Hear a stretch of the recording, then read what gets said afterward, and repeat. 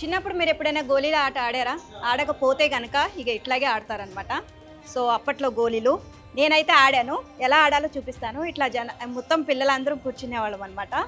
So ఇది తీసుకొని ఇట్లా పోగులు పెట్టుకొని ఈ ఫింగర్ ఇట్లా పెట్టుకొని ఇలా కొట్టేవాళ్ళు. తగిలింది. సో అలా వెళ్తాయి అనమాట. సో గోళీలు చాలా అంటే చాలా బ్యూటిఫుల్గా అసలు ఎంత ఎంజాయ్ చేసేవాళ్ళమో మేమంతా కూడా చిన్నప్పుడు. అండ్ మీరు కూడా చాలామంది ఎంజాయ్ చేసే ఉంటారు.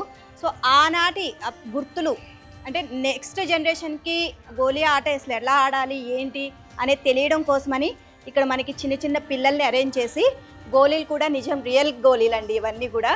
సో ఇక్కడ అరేంజ్ చేశారనమాట. ఎంత బాగా ఆడుతున్నారు చూడండి. చిన్నప్పుడు పిల్లలకి ఎటువంటి అంటే క్యాస్ట్ ఫీలింగ్ కానీ మతాల ఫీలింగ్ కానీ ఇలాంటివి ఏమి ఉండేవి కావండి. చక్కగా అందరూ కూడా ఒక చోటకు వచ్చి సో ఆటలు ఆడుతూ ఉండేవాళ్ళు. సో అలాగే ఆ విధంగానే మనకి ఇక్కడ అంటే నామాలు పెట్టుకొని బ్రాహ్మణ్స్ లాగా, ఇక్కడ ముస్లిమ్స్ అలాగే బొట్లు కుంకుమ బొట్టు పెట్టుకొని ఈ విధంగా పైన టోపీ పెట్టుకొని సో ఈ విధంగా అరేంజ్ చేశారనమాట. So same as it is మనం చిన్నప్పుడు ఎలా ఆడుకునే వాళ్ళం అలాగే యాజ్ ఇట్ ఈజ్ ఇచ్చారు ఇక్కడ. చాలా బ్యూటిఫుల్గా ఉంది కదా ఇక్కడ.